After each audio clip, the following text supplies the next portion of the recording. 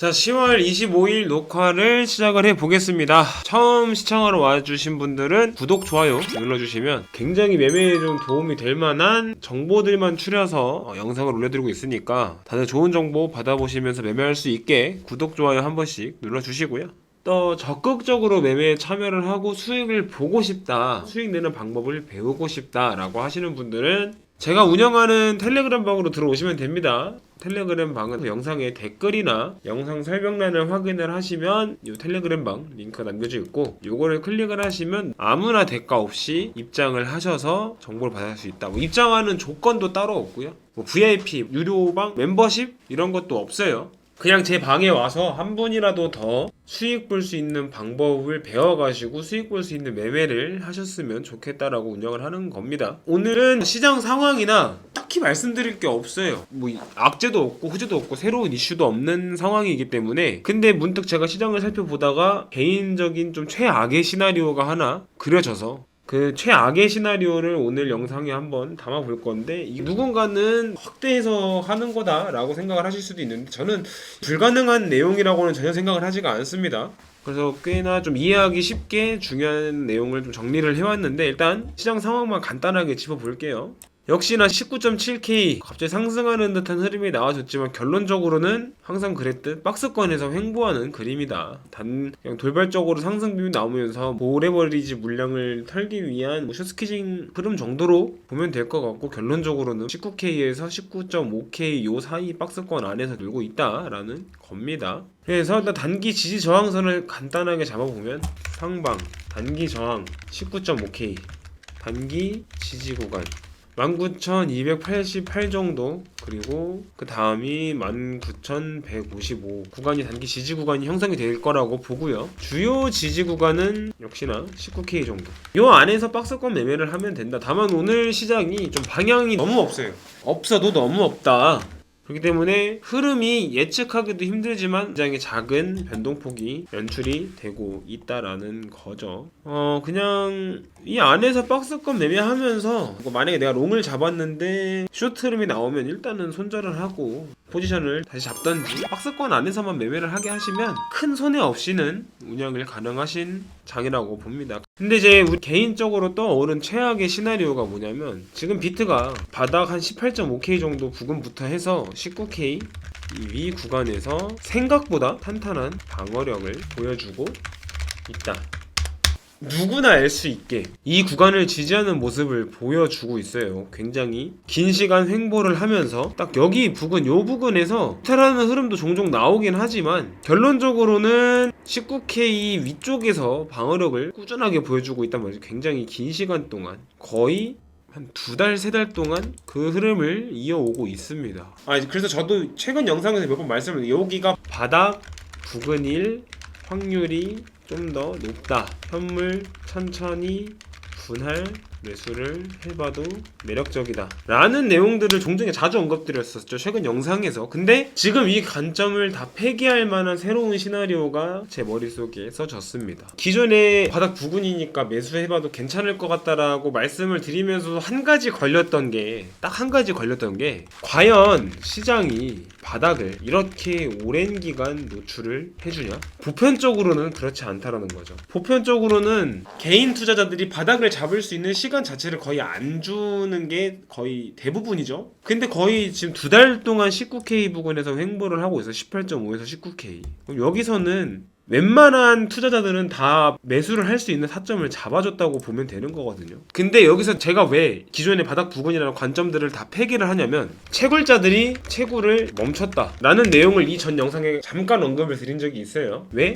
돈이 안 돼서 채굴자들이 채굴을 멈췄다고 말씀을 드리고, 바로 어제 영상에서 시장에 약 80%가량의 비트코인이 움직임이 없다, 홀더들이 많다, 횡보 기간도 길었고 19K 부근에서 방어력도 상당하게 보여줬고, 물량을 매도를 하는 사람보다 가지고 있는 사람들이 훨씬 더 많기 때문에 바닥 부근이지 않을까, 여기서 변동이 있더라도 크게 빠지진 않지 않을까라는 생각이었는데, 좀 생각을 바꾸게 된 이유가 제가 방에는 방금 올려드렸는데 이 차트가 뭔 내용이냐면 이 채굴자들이 곧 코인을 판매할 수 있는 위치라는 분석 차트와 분석 글 같은 거예요. 그러니까 채굴자들이 돈이 안 돼서 채굴을 멈추다 못해서 지금은 돈이 없어서 자금 확보를 위해서 매도를 할 수도 있는 상황이다.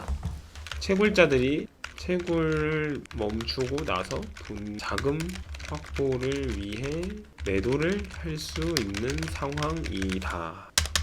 자, 그러면 채굴자들이 기존에 홀딩하고 있던 물량들을 매도를 한다라는 건 비트코인이 가격이 떨어질 확률이 높아진다라는 뜻입니다. 이렇게 해석을 해도 돼요. 근데 추가된 시나리오가 만약에 여기서 기관이 매도를 한다면, 그러니까 매도를 한다면 숏을 친다면, 그런 상황이 오면 진짜 생지옥 오픈, 뭐 18K, 17K, 진짜 막 12K까지도 떨어질 수 있다는 생각입니다. 특정하고 기관이 숏을 치기 시작을 한다면, 그럼 언제가 바닥이 될까? 코인으로 투자를 시작하시는 분들한테는 조금 생소한 단어일 수 있는데, 주식 투자를 하면서 비트코인 투자를 시작을 하시는 분들은 숏 커버링이라는 단어를 아실 거예요. 기관이 숏 커버링을 하는 시점, 이 전까지는 바닥이 언제 잡힐지 그 누구도 그 아무도 예상할 수 없는 상황이 펼쳐질 겁니다. 그러니까 숏커버링은 주식 쪽에서 주로 쓰는 용어긴 한데, 이제 공매도 친 물량을 상환하기 위해서, 되갚기 위해서 이제 바닥 구간에서 매수를 해서 고점에서 팔았던 주식을 되갚기 위해서 매수를 하는 행위, 그거를 숏커버링이라고 하죠. 간단하게 표현을 하면 이해하기 쉽게, 내가 2만 원에 남들한테 없는 주식을 빌려서 매도를 해서 이 가격이 11,000원까지 떨어졌으니까 내가 지금 11,000원에 사서 되팔면은 주식 한 개당 9,000원씩의 차익이 발생하는 그 구간에서 이제 매수를 하기 위해서 들어오는 움직임을 숏커버링이라고 하는데, 기관이 채굴자들이 매도를 시작하는 시점에서 숏을 같이 쳐가지고 비트코인의 큰 하락을 유도를 하고, 그 숏 쳐놓은 거를 다시 매수하기 전까지는 바닥이 안 잡힐 가능성이 매우 높다. 근데 여기서 공매도와의 차이점,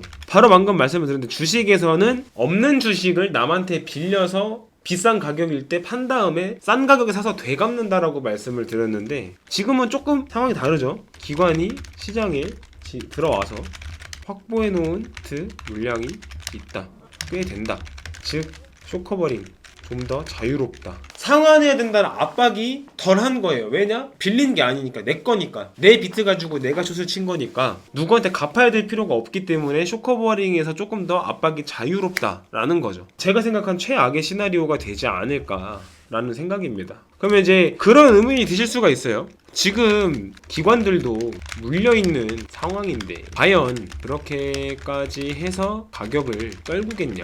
본인들도 물려있는데. 자, 근본적인 의문이죠. 어차피 기관들 지들도 지금 물려있는 상황인데 여기서 숏을 쳐가지고 좀 차익을 남긴다고 한들 기존에 자기들이 보유한 물량이 물려있기 때문에 가격을 떨구는 게 과연 의미가 있냐라는 아주 근본적인 의문이 드는데, 이거는 이렇게 생각을 해볼 수가 있어요.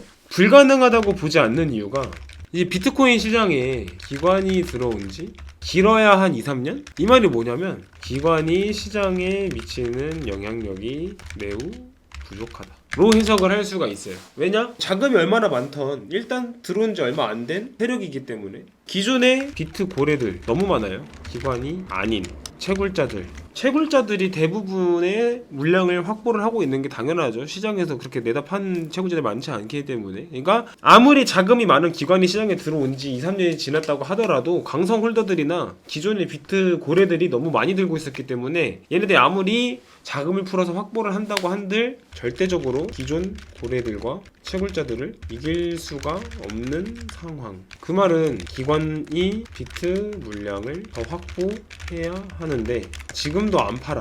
그러니까 기관이 비트 물량을 더 확보를 해야 되는데 안 팔아. 아무리 기다려도 안 팔아. 그런 방법은 가격을 떨구는 거야. 만약에 숏을 쳐가지고 폭락을 시키면 본인들도 손해가 단기적으로는 크겠죠. 근데 장기적으로 가상화폐 시장에 자기들이 미칠 수 있는 영향력까지 다 계산을 해보면 지금의 손해는 손해가 아니다 라고 판단을 할 수 있다는 거죠. 자금력만 있다고 시장에서 영향력을 행사를 할 수 있는 건 아니기 때문에, 이게 저만의 진짜 저도 확대 해석이기를 바라는데 불가능하다고 생각할 만한 이야기는 아니라고 봅니다. 충분히 가능하다고 보고 있기 때문에 영상을 찍어서 말씀을 드리는 거고, 지금 19K에서 방어력을 확인을 해주는 게 오히려 미끼가 아닐까. 이 미끼가 무슨 미끼를 뜻하는 거냐면, 비트가 $70,000 부근까지 찍고 나서 계속 떨어졌어요. 계속. 계속 떨어졌어요. 계속 떨어지다가 굉장히 긴 기간이 넘게 지금 19K를 방어를 하고 있단 말이죠. 19K 위에서 놀고 있단 말이죠. 그러니까 이러면 사람들이 심리적으로 아 여기 부근이 바닥이겠구나라고 생각하는 사람들이 많아진다라는 겁니다. 아, 요 부근이 바닥이겠구나라고 생각하고 그 기간이 길어지면 믿음이 생긴다. 근데 그 믿음이 깨지면 근데 19K를 방어해내지 못하고 미친듯이 하락하는 모습이 연출이 된다면 그때 쏟아져 나오는 패닉셀 물량은 기존의 단기적인 폭락보다 훨씬 더 큰 하락을 불러올 수가 있다. 강성 홀더들마다 버틸 수 없는 조금 심리적 압박이 가해지게 되면 결국 그들도 물량을 털고 나가는 상황이 발생할 수 있다. 예. 그냥 코인이 고점을 찍고 계속적으로 하락하는 거랑 바닥이라고 생각하게끔 심리를 형성을 시켜놓고 그 구간을 깨는 거랑은 느낌이 천지 차이다. 그래서 제 방에서도 저도 좀 그런 관점으로 아 여기가 바닥 부근일 것 같아서 현물을 분할적으로 매수를 해봐도 괜찮지 않을까라는 생각을 한다라고 말씀을 드렸고, 제 방에 계신 분들 그리고 이 전 영상들을 보시면 아실 거예요. 근데 불현듯 이런 생각이 떠올랐고 이게 불가능하다라는 생각이 전혀 들지 않기 때문에 제가 오늘 말씀드린 내용을 흘러넘기지는 마시고 만약에 그런 상황이 올 수도 있다라는 것을 대비를 해두셔야 된다라고 저는 말씀을 드리는 거고, 오늘 영상 내용은 이게 거의 다이긴 해요. 뭐 추가적으로 뭐 전달드릴 만한 내용이 딱히 없기는 한데 저만의 확대 해석이길 바랍니다만, 그리고 지금부터 상승을 해주면 정말 좋겠다 이지만 이 내용을 꼭 알아두셨으면 좋겠다라고 생각을 해서 영상을 준비해 봤습니다. 자, 오늘 영상은 여기서 마무리를 하도록 할게요.